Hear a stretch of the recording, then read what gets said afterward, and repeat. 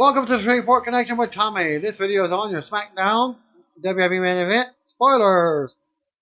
But as first, don't forget, happy birthdays.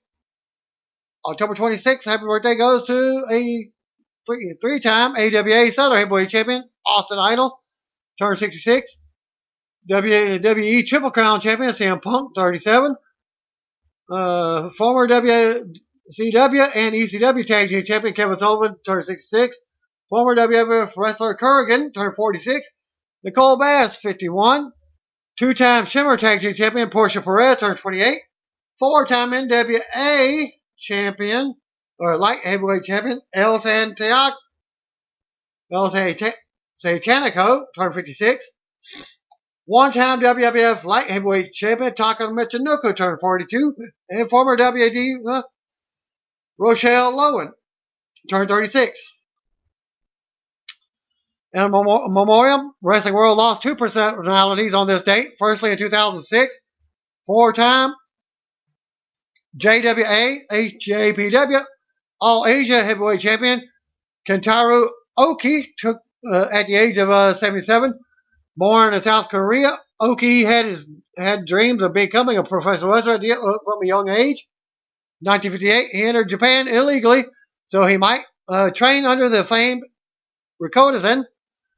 He was arrested and jailed for a brief time. Upon his release, he trained with Rikodazen, debuting in JWA in November 1959. Rikodazen valued Oki so highly that he was considered one of the three men to lead Japanese wrestling.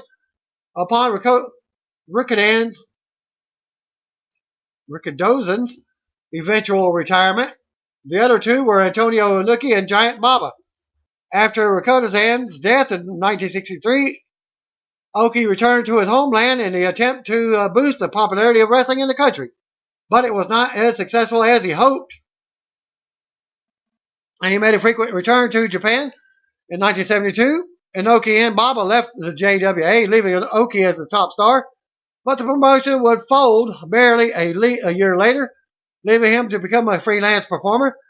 He remained a significant figure in the Japanese wrestling, but was never a main event player outside of Korea again.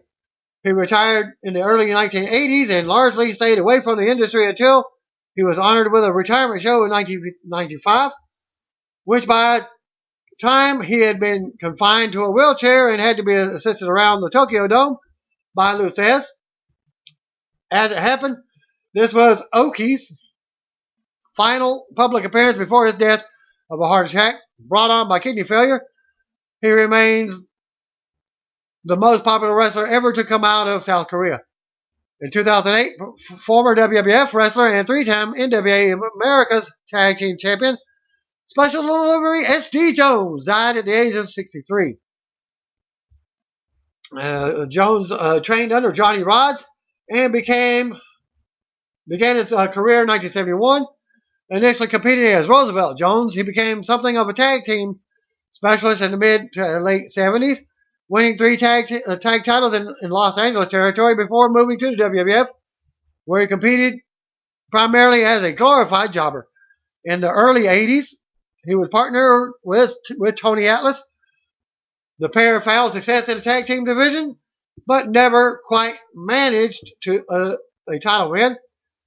He also was the partner of Andre the Giant when he had his head shaved by Ken Patera and John Studd. Also had the shortest WrestleMania match in history, losing to King Kong Bundy at the first Mania in official time of 9 seconds, despite the bell-to-bell time being approximately 12 to 25 seconds. In 1991, he retired from wrestling to take a job at the New York newspaper and largely stayed away from the sport. He returned in 2006 to induct Tony Atlas into the Hall of Fame, died of a stroke at his home on the island of Antigua. October 27th, birthdays. Happy birthday to former WWF manager and one-time WWF Women's Champion Hervina Wimpleman, turned 49. Former Dragon Gate Tag Team Champion Ida Kobayashi, turned 24. And UK indie wrestler Styx, turned 34. CM Punk wrestling history. If you didn't know by now, he was born in Chicago, Illinois, to a stay-at-home mom and an engineer. Brooks ventured into wrestling through a backyard wrestling federation with his brother, Mike, and his friends in the mid-90s. When another wrestler failed to show, he was put into a team known as the Chick Magnets. He became CM Punk with his partner named CM Venom. Eventually, the Backyard Federation got quite popular among locals, and they ran shows out of a warehouse. But Mike embezzled money out of the small federation, causing the brothers' relationships to strain. According to Phil in the 2012 documentary, Best in the World, he has not spoken to Mike since finding out. He would leave for Steel Domain Wrestling, based out of St. Paul, Minnesota, and the Steel Domain Wrestling School in Chicago. It was there he befriended Scott Colton, a.k.a. Colt Cabana. They followed one another through the independent circuit, often wrestling as alias or opponents. They would also befriend Chucky Smooth, Adam Pearce, and Dave Prazak. The five would be known as the Gold Bond Mafia. Punk gained significant notoriety as a member of the Independent Wrestling Association Mid-South, IWA Mid-South, winning their light heavyweight championship twice and their heavyweight title 5 times from 2000 to 2005. He would battle future world champion AJ Styles, Colt Cabana, and Eddie Edwards.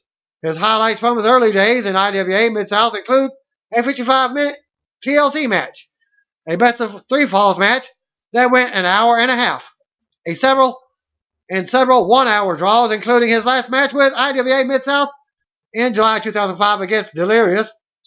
He left the company for about 15 months in 2003 and 2004 due to Punk's perception of the mistreatment of Chris Hero by Ian Rotten. It was during his time from IWA Mid-South he landed in the Ring of Honor. He would engage in a blood feud with Raven, a feud that stemmed from Punk's straight-edge lifestyle, and a lifestyle he adopted after seeing what alcohol had done to his father. Punk's straight-edge character, which allowed him for his remainder of his wrestling career, lean toward the indifference or superior towards others, depending on whether he was a hero or a villain. Punk's rivalry with Raven lasted for the most of 2003, concluding in a steel cage match in November with Punk winning. Around that time, Punk joined NWA, Total Nonstop Action, being TNA, teaming with Julio De Niro, and ironically, Raven as part of the Gathering. His tenure there wouldn't last long. Shortly before TNA event in February 2004, he got into a fight with Teddy Hart over Teddy's reckless style of wrestling. Though, according to Punk, the fight had no bearing on his career. Around the time he stopped appearing on TNA, as his manager then was Mickie James. So she was going as Alexis Lurie then. Shows after De Niro and Punk split after popular Raven. Punk quit less than a month later following the Rob Feinstein controversy that resulted in TNA performers being pulled from Ring of Honor. It was in 2004 Punk experienced some significant success in Ring of Honor, winning the tag team titles twice with Colt Cabana, making it to the finals of the Ring of Honor Pure Championship Tournament. He would engage in a classic 3-match feud with Samoa Joe on June 12th at the World Title Classic and October 16th at the aptly named Joe vs. Punk 2. They wrestled to 1-hour draws for the Ring of Honor World Championship. The second bout would be the first match in North America to receive a 5-star rating from Wrestling Observer newsletter. Since the first Hell in a Cell match in the WWF in 1997, Joe vs. Punk 2 would become one of the company's best-selling DVDs of all time. At one time, it was the best-selling. Joe would win the rubber match in December at the All-Star Extravaganza 2. Following a tryout match in May 2005, Punk was signed with WWE. Just 1 month after his tryout match aired, he would win the Ring of Honor World Championship from Austin Aries, then immediately threatened to bring the championship to WWE. The next 2 months, dubbed the Summer of Punk, were spent on convincing Punk to do the right thing and defend the title on the way out. He would then lose the championship in a 4 corners elimination match to James Gibson. The match also included Samoa Joe and Christopher Daniels. The next night, his last as a member of the roster, he lost to his friend Colt Cabana. Punk was moved to tears and showered with streamers when he posed in the middle of the ring. Punk would make one last appearance for the company in an emergency situation in February 2006 when Low-Ki left the company and most of the TNA talent were pulled from the Ring of Honor show due to an impending snowstorm. Punk then joined WWE's developmental territory, Ohio Valley Wrestling, in September 2005, despite suffering a ruptured eardrum and a broken nose in his TV debut. Success came quickly for Punk. He would win the OVTV Championship in November of 2005 and the OVW Heavyweight title in May of 2006. A month before his OVW title win, he had a small role in WrestleMania 22 as one of the gangsters during John Cena's entrance. That part I didn't know. In July, he teamed with Seth Skyfire to win the OVW Southern Tag Team Championship. They would lose it just 4 days after winning them to Deuce and Domino. Skyfire and Punk were set to feud, but Punk would move up the roster full-time following losing the OVW Heavyweight title to Chet the Jet. Punk made his ECW debut at the WWE's Lone House Show at the ECW Arena in June of 2006. The next week, he made his ECW TV debut, talking about the straight-edge lifestyle with an emphasis on his Muay Thai training background. He would go unbeaten from his debut TV match in August to his elimination at December to dismember for the ECW Championship. His first singles loss came at a month later at the hands of Hardcore Holly. After failing to win the Money in the Bank briefcase at WrestleMania 23, Punk briefly joined the villainous New Breed. He would leave the group just 2 weeks later when Punk cost Elijah Burke an elimination tag team match. Punk then spent the summer of 2007 chasing the ECW Championship. The title was vacated when Bobby Lashley, the champion at the time, was drafted to Raw. Punk was set to face Chris Benoit in the final of the mini-tournament at Vengeance Night of Champions, but Benoit would no-show due to the infamous double murder suicide. Johnny Nitro was his replacement and would defeat Punk to win the vacant title that night. He would earn opportunities on the next two pay-per-views, with Punk losing both times to the newly renamed John Morrison on September 21st, 2007. Punk finally defeated Morrison for the ECW title. He would hold the championship until January 22nd, losing to Chavo Guerrero. 2008, Punk won the Money in the Bank ladder match, enabling him to compete for the World Heavyweight Championship at any time of his choosing, up to a year. 1 week after he was drafted to Raw, he made his use of the Money in the Bank, beating an incapacitated Edge to win the World Heavyweight title. He lost it on September 7th without being defeated for it when he was beaten down by Legacy. His replacement was Chris Jericho, won the match and the title. Punk finished out the year winning and losing the World Tag Team Championship with Kofi Kingston and qualifying for the Intercontinental title. In January 2009, Punk won the Intercontinental title from William Regal, making him a Triple Crown champion.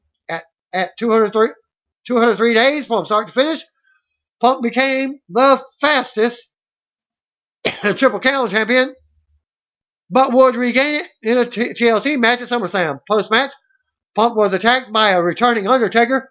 In late August, Punk defeated Hardy in a loser leave town steel cage match. With Hardy gone, he turned his focus to Undertaker. Punk retained the title by controversial means at Breaking Point in Montreal, but would lose it at Hell in a Cell a few weeks later to Undertaker. Near the end of 2009, Punk took on a Messiah-like personality, even changing his look some to look like Jesus, with a reformed Festus, now named Luke Gallows. He began converting people to his straight-edge society. He would convert a few people to his group, most notably Serena. He feuded with Rey Mysterio in the run-up to and the months following WrestleMania 26. Mysterio won at WrestleMania. Punk won the rematch at Extreme Rules in a street fight. At Over the Limit, Mysterio won the rubber match. As a result, Punk was shaved bald. Punk hid under a mask over a month to hide his shame from being bald, but Big Show unmasked him in July. Joey Mercury, who interfered in the second Punk Mysterio match, was also unmasked. At SummerSlam, the Straight Edge Society was defeated in a handicap match by Big Show. The group was disbanded in the weeks that followed. Serena was released for not living out the gimmick. Mercury was injured, and Gallows dissented when Punk walked out. Punk would be traded back to Raw in October, but a hip injury kept him on the sidelines for most of the remainder of the year. To maintain his presence on TV, he temporarily took up commentary. It ended in late December when Punk assaulted John Cena on consecutive shows. It was revealed that Punk had assumed control of the Nexus. However, some of the group didn't stick around. Instead, choosing to align with Wade Barrett and the Core, Punk had his new Nexus and went after Randy Orton for him ending his world title reign back in 2008. They would prevent Orton from winning the Miz, this WWE Championship, at the 2011 Royal Rumble, but they would draw the ire of Orton. Over the next 2 months, every member of the Nexus was punted in the head by Orton, leaving Punk as a man alone at WrestleMania 27. Punk would not get punted in the head, but he would lose to Orton at the event and Extreme Rules. In June, he became the number one contender to the WWE Championship. Following the win, he announced that his contract with WWE expired at Money in the Bank, and he would leave as champion. The next week, he ripped the WWE on air and their practices as a company and its owner, Vince McMahon. Many fans saw similarities to how Punk acted during his late days in Ring of Honor. Punk would distance himself from the Nexus, effectively dissolving the group. His anti-establishment views against WWE effectively made him a face again. At Money in the Bank, Punk would win the WWE Championship from John Cena in his hometown of Chicago. It would be the WWE's first 5-star match since the inaugural Hell in a Cell match between Undertaker and Shawn Michaels in 1987. Punk made a surprise appearance during his brief time away, including a San Diego Comic-Con, at an All-American Wrestling show, saluting wrestler Gregory Iron, and at the Chicago Cubs game. In the meantime, WWE commissioned a tournament to crown a new champion. Rey Mysterio would win the tournament and the title, but would lose it in just an hour and a half later on his first defense to John Cena. CM Punk returned following the win and hijacked the victory celebration, entering into a title dispute. The two would face off at SummerSlam with Triple H as the referee. Punk won the match and the right to be called the undisputed WWE champion, but he would lose it just months later to Alberto Del Rio when Kevin Nash attacked Punk. After being embroiled in a conspiracy plot to keep him away from the WWE Championship that also involved Miz and R-Truth, Punk strong-armed his way literally back into the title picture in late October 2011. At Survivor Series, he would defeat Del Rio to win the WWE Championship for the second time. He would go on to hold it for the next 434 days, the sixth longest reign in WWE history, and the longest since Hulk Hogan's 4-year title run that ended in 1988. Early successful title defense in the run included wins over The Miz, Alberto Del Rio in a TLC match, over Dolph Ziggler at the 2011 Royal Rumble event, 2 wins over Chris Jericho at WrestleMania 28 and Extreme Rules, over Daniel Bryan at Over the Limit, and against Kane at No Way Out. At Raw 1000, Punk turned heel when he attacked The Rock, as he had intervened in an assault against John Cena by Big Show. Punk justified his actions, claiming he, not people like John Cena or The Rock, should have been the focus of the company during his time as WWE Champion, and he should be treated with respect. He continued to successfully defend the WWE Championship, including wins over Big Show, Cena at SummerSlam, against Ryback at Hell in a Cell, and against Ryback and John Cena at Survivor Series. In September 2012, he would pick up Paul Heyman as his manager. In December 2012, just a day after undergoing surgery to repair a torn meniscus, he would surpass John Cena as the longest reigning WWE Champion of the last 25 years at 381 days. He defeated Ryback in a TLC match when he returned from the injury in early January 2013. Later that month at the Royal Rumble, The Rock defeated Punk to win the WWE Championship, ending his run at 434 days. He would also lose a rematch against The Rock at the Elimination Chamber and a number one contenders match the next night on Raw to John Cena, effectively locking him out of the title picture for the time being. Well, the next week, Punk won a fatal four-way match for the right to challenge The Undertaker at WrestleMania, following the real-life death of Undertaker's longtime manager, Paul Bearer, real name William Moody. Punk would disrespect Bearer's legacy, stealing the trademark earned and attacking both Undertaker and Kane with it. At WrestleMania 29, Undertaker defeated Punk, extending his WrestleMania streak to 21-0, and took back the urn. He disappeared from WWE TV for the next 2 months, save for a single appearance about a week after WrestleMania, until defeating Chris Jericho at Payback.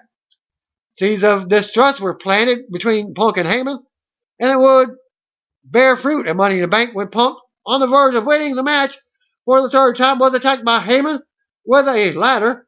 He spent most of the remainder of the year feuding with Heyman and his other clients, including Brock Lesnar, who would defeat Punk at SummerSlam in an ODQ match, Curtis Axel and Ryback, whom he defeated along with Heyman at Hell in a Cell. Punk was the first man in the 2014 Royal Rumble, lasting nearly 50 minutes before being eliminated by Kane late in the match. He did not appear the next night on Raw nor at SmackDown taping 2 nights later. Eventually, Punk was pulled from all advertising when it was revealed that Punk had walked out on WWE. His absence wouldn't be acknowledged until March 3rd Raw, when Paul Heyman walked to the ring with Punk's entrance music. In May, Punk said in an interview with Red Eye Chicago that it felt good to be retired at 35, leading many to speculate that Punk's wrestling days were behind him. This much seemed to be confirmed in July when Punk was moved to the alumni section on WWE.com, when he thanked his fans in a brief statement. Later that month, Punk claimed he was never, ever returning to wrestling. Punk opened up on his final days with the company in an Art of Wrestling interview with his friend Colt Cabana in November 2014. During the interview, he claimed he was suspended 2 months for his walkout and that nobody contacted him when his suspension ended. He also claimed he reached out to the company in regards to unpaid royalties, but was given the runaround until he was given his termination papers on his wedding day. Punk sued the company for royalties, but eventually settled. Full terms were not disclosed, but he did give the company permission to sell his remaining merchandise. In the same interview, he claimed his health as the main reason for his leaving the company, revealing he had been working with a potentially fatal staph infection, broken ribs, injured knees, and multiple concussions. Punk claimed that he had been rushed back due to pressure by WWE. About a week later, McMahon responded to the interview, apologizing for the manner of his termination. Punk responded to that interview a week later, claiming McMahon's apology was insincere and a publicity stunt. In December 2014, Punk announced that he had signed a multi-fight deal with UFC. When asked about when he would debut, UFC President Dana White said he could debut in about 6 months. Punk, who has no formal amateur wrestling experience, trains out of Ralpha Sport MMA Academy in Milwaukee. This past June, he moved to Milwaukee to be closer to the gym while maintaining his home in Chicago. Brooks also has taken up writing in his recent years, also artwork as well. He penned the introduction for the Avengers vs. X-Men in 2012, the foreword for Natalie Slater's cookbook, Bake and Destroy, Good Foods for Bad Vegans in 2013, and this year's co-write, Thor Annual number 1, and The Most Cursed for Strange Sports Stories number 3 by Vertigo Comics. He will also co-open Marvel's upcoming Drax series, as he's doing the artwork on that, based on the Guardians of the Galaxy character. Brooks, an avid fan of the Chicago Ghosts and Blackhawks, is married to April Mendez, who wrestled as AJ Lee, if you didn't know that. Wake up! It's feeding time, as Ryback says. The couple married back in June 2014, and that concludes his history. It looks like WB may be bringing back Eugene Dinsmore in some capacity in the near future. There has been communication between WB and Dinsmore recently. However, we don't know if they are talking about talent, job, or another stint, maybe as a coach at the WB Performance Center in Orlando, Florida. I go with the latter. It was reported back in September that Dinsmore was working on launching his own independent promotion and wrestling school in Sioux Falls, South Dakota. Then Dinsmore worked as a coach at the Performance Center for about a year before being released in October 2014. He was considered to be a good trainer and was well liked by everyone when he was released last year.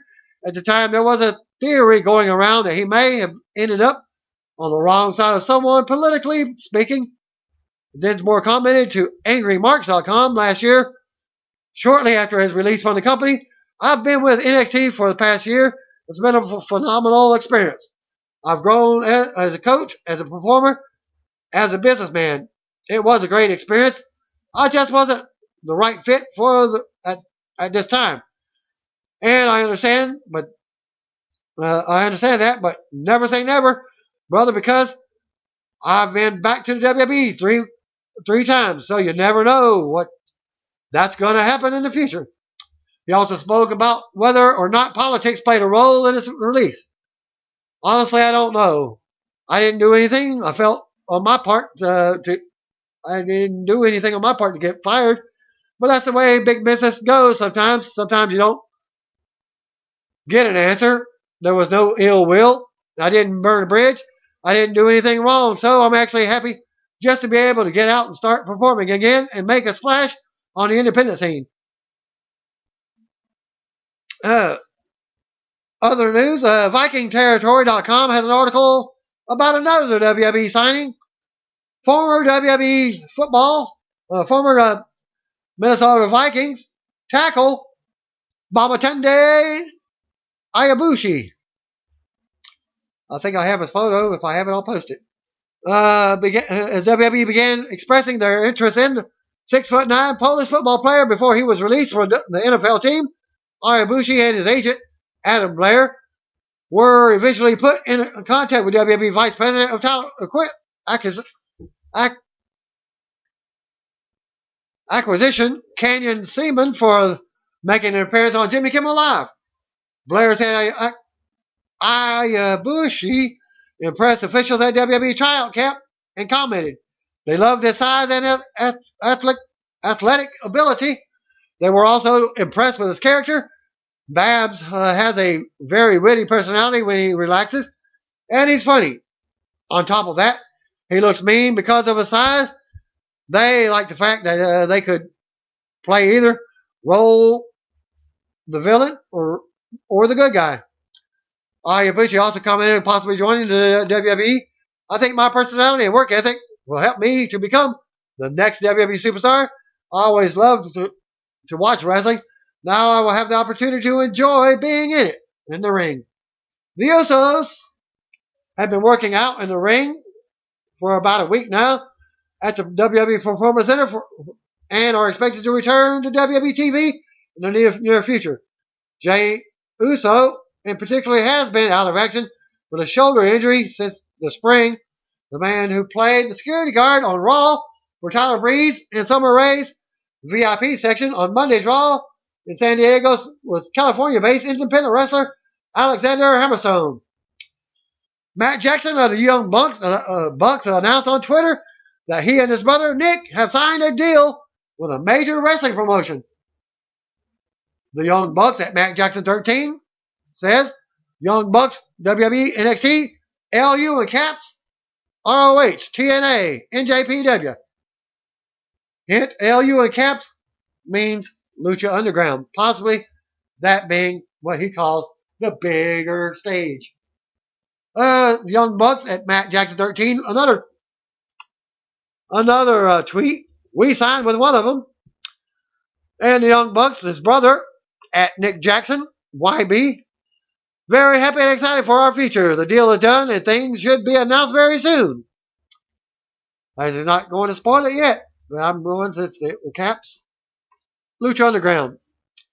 During an interview with Phoenix New Times, Dolph Ziggler talked about his new program with Tyler Breeze. Here's what he had to say. During the I look forward to anything. Any kind of challenge, anybody new coming to the roster, anybody that wants to say, hey, I'm better than you, or younger or faster, well, let's see what you got. Let's see if you can hang with me. I'm someone who's very open to new challenges, down to do whatever, and it seems like he's pretty good. Good head on the shoulder, seems like he knows what he's doing, and he's been working really hard for a long time. He used to pick my brain, actually, so I gave him a couple of pointers, and I hope he can hang in the ring with me, and if he can, he'll be on his way to a hell of a start. And I'll post a link where that video is right there.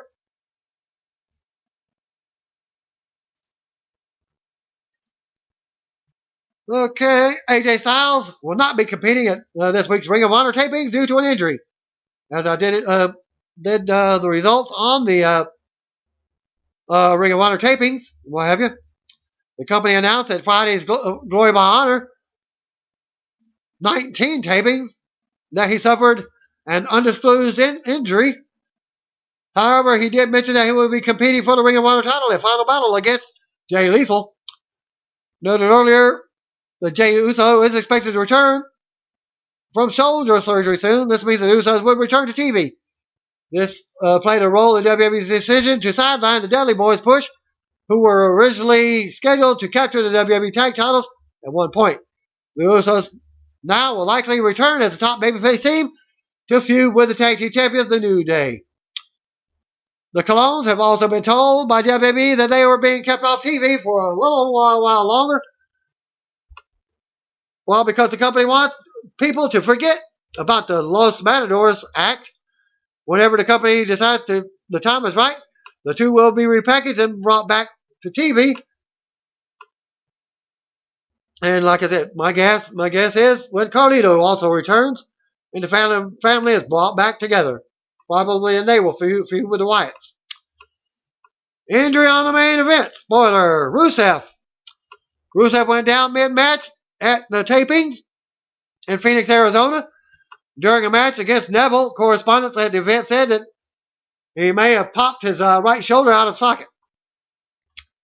As Rusev was checked on by a trainer, however, the match was awarded to Neville by medical decision. After the match, Rusev chased the referee away, timekeeper and trainer away, also throwing a fit. Hopefully, I'll have more updates on that, and it's confirmed that it is a so-called injury. And here's a spoiler for the main event.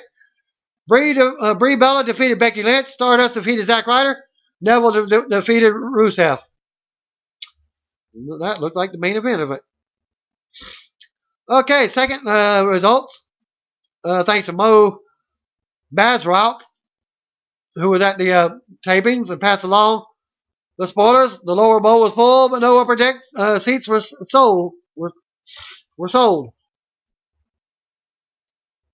Dark match was Curtis Axel and Damian Sandow over Heath Slater and Fandango. And Sandow got big cheers.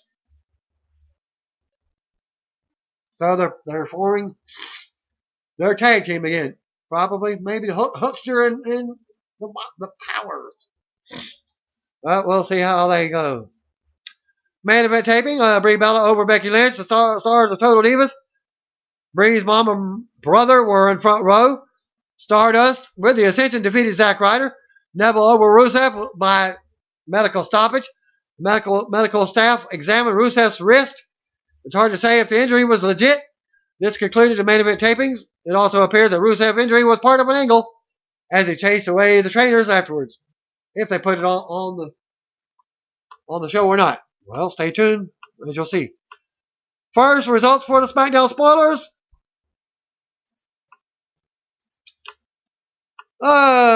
From Phoenix, Arizona. SmackDown kicked off with a vignette featuring Bray Wyatt talking about The Undertaker and Kane. He says their spirits are his fuel. He challenges any three superstars to face his three monsters on tonight's show. Roman Reigns comes out to a nice reaction from the Phoenix fans. He talks about having obstacles and getting another shot at the WWE World Heavyweight Championship. Kevin Owens comes out and says Reigns stole the win in the Fatal 4-Way match on Raw, and that led to a match between Reigns and Owens, which was up next. Reigns defeated Kevin Owens by countout in the non-title match. The crowd was apparently against Reigns during the match. The finish saw Reigns knock Owens out of the ring with a Superman punch, and Owens ran through the crowd. So he won by countout. Lucha Dragons defeated the Ascension, the Dudleys, and Sheamus and King Barrett in a multi-tag match. Dudleys and Sheamus and Barrett fought to the back while the Lucha Dragons pinned the Ascension. The New Day sat on commentary during the match. Dolph Ziggler defeated The Miz in a trick-or-treat street fight. Ziggler won with what was described as a good match by way of roll-up. Following the match, Tyler Breeze came out and attacked Ziggler until referees separated him. Paige defeated Natalya in Divas action. Paige got a good pop despite the heel turn on Monday. And she and Natalya had what was said to be another good match. Team Bad came out and distracted Natalie, which led to Paige winning the match with her Rampage finisher.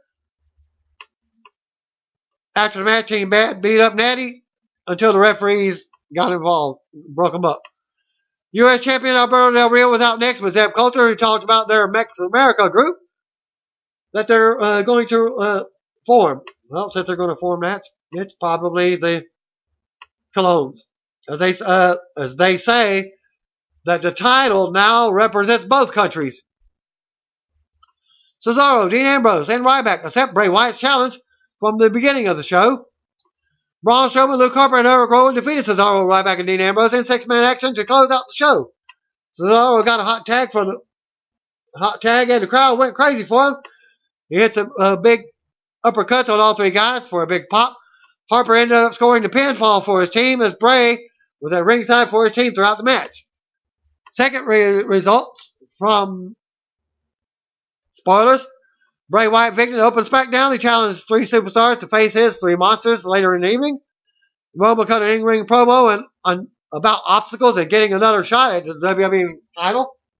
Kevin Owens came out and says Reigns stole the Fatal 4-Way win on Raw.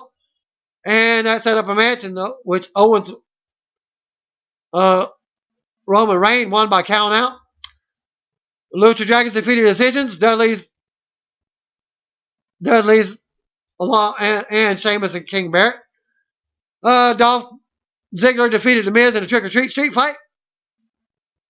After the match, Tyler Breeze came out and attacked Ziggler. Paige defeated Natalya. Alberto Del Rio defeated R-Truth in non-title action.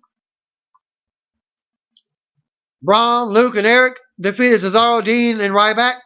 Wyatt family attempted to carry Ryback away like they did the Undertaker at the pay-per-view, and Kane. However, he escaped. And that ended that result for that one. Mo Brazek sent in the final and third. Spoiler. Bray Wyatt challenged three people to take on his monsters. Wyatt had Undertaker's hat and Kane's mask. A little bit different. Roman Reigns defeated Kevin Owens by countout. Owens left the match after getting Superman punched out of the ring, giving Roman Reigns the win by countout. Reigns got more cheers, but still has a nice amount of boos. Dean Ambrose was then interviewed backstage by Renee Young. Ambrose accepted the Wyatt challenge.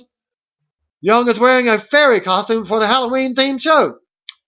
Bo Dallas showed up in a ghost costume and tried to scare Renee. The Dudleys cut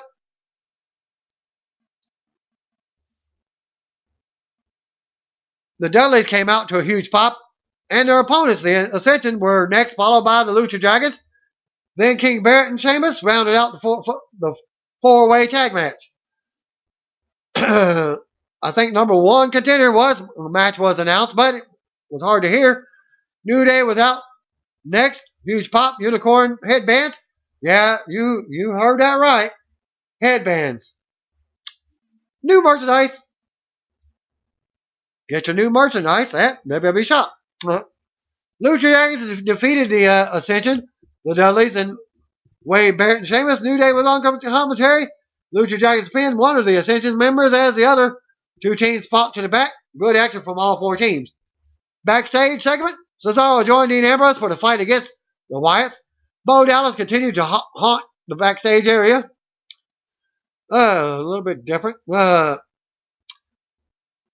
Number 3 match, Dolph defeated The Miz in a trick-or-treat street fight.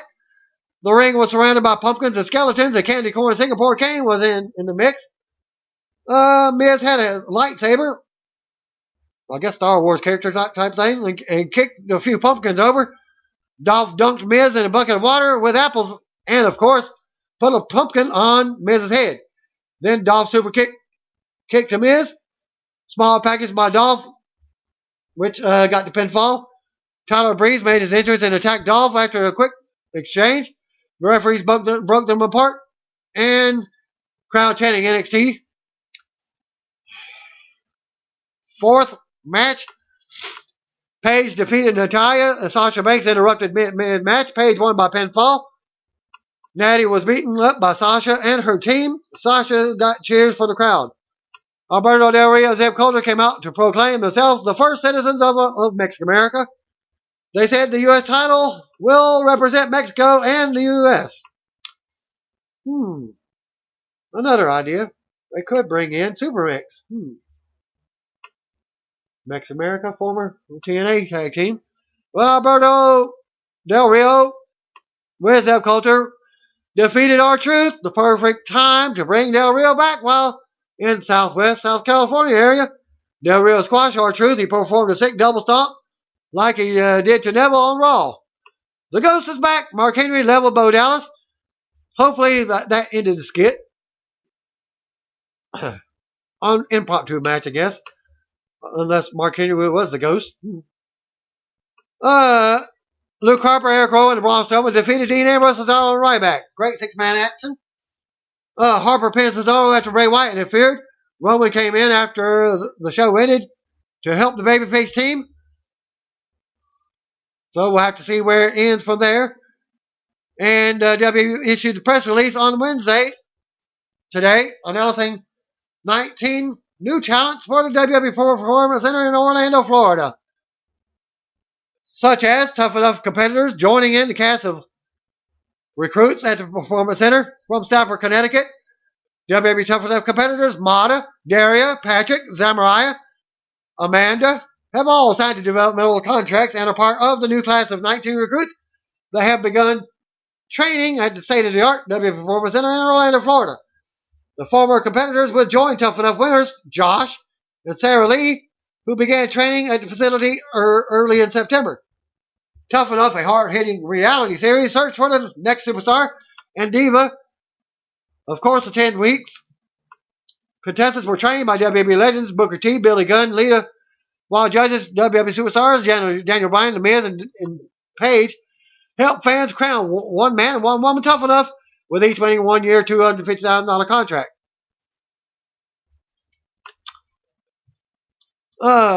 With support from our remarkable coaching staff and at the WWE Performance Center, this new class of recruits will be able to develop their skills in and out of the ring, said Triple H, WWE Executive Vice President, Talent, Live Events, and Creative.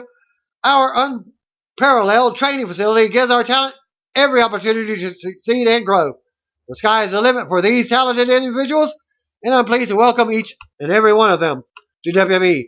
With 7 training rings, a world-class strength and conditioning program, and cutting-edge edit and production facilities, the Performance Center will allow the new class to on their skills through a comprehensive program that includes in-ring training, physical preparedness, and character development. The new training class includes, like I said, Mata, you already know, Christopher Atkins from Melbourne, Australia, standing in at 6'6", weighing in at 250 pounds. Atkins is a former bodybuilder who has competed in New Aussie Wrestling, where he trained under George Julio and Craig Cole. Atkins also trained under Shane Tricky and Professional Championship Wrestling, PCW. Daria You already know her from Tough Enough. Cesar Bonani from Sao Paulo, Brazil. Competed in the Brazil Wrestling Federation and is former 3-time state champion in the Sao Paulo Football League, where he was captain of the all-Brazilian football team and named best tight end. He is fluent in Portuguese as well. Josh, well, he's the one that won the Tough Enough. Patrick, he was in it. Gabrielle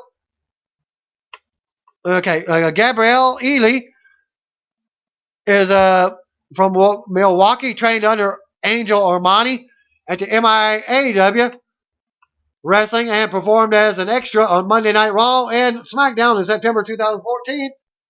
A former Ford model, or that's Gabriel, not Gabrielle. He is featured in television commercials and print publications. He also has an identical twin brother named Uriel. So they might be bringing them as a tag team. Well, Uriel also, he was trained under the same person. Yada yada. But he went to a different school. Says he was also performed as an extra on Monday Night Raw in 2014. A former high school basketball standout and Pinson Valley High School in Birmingham, Alabama. He has an identical twin brother, Gabriel. Christopher Gerard from Boston, trained under Mike Hollow at Chaotic Training Center, CTC, in 2008 before moving to Calgary, Alberta, Canada to train with Lance Storm in 2010. So there's his connection to how he got in. He previously worked for Evolve, Pro Wrestling Guerrilla, Dragon Gate USA, WXW in Germany, Southside Wrestling Entertainment in the UK, Beyond Wrestling, 2CW, Top Rope Promotions, and Combat Zone Wrestling. Dallas Harper from Canton, Ohio, trained under Jimmy Lee at ASWA Professional Wrestling in Mansfield, Ohio. Also worked with Anarchy Wrestling out of Cornelia, Georgia. He is also a former high school basketball standout at Perry High School in Massillon, Ohio. Adrian Joud, I hope I pronounce it. He's from Beirut, Lebanon, a world-class amateur wrestler who competed in state, regional, and national competitions, standing 6'2", weighing in at 222 pounds. Is at 220 pounds. Joud was named Best Brazilian Wrestler for the junior category in 2000 and senior category in 2005, 2006, 2007, 2010, 2012. He comes from a legendary family of Aikido martial arts and is fluent in Spanish, Portuguese, and Arabic. Of course, you already know Sarah Lee, Zamariah. That's ZZ.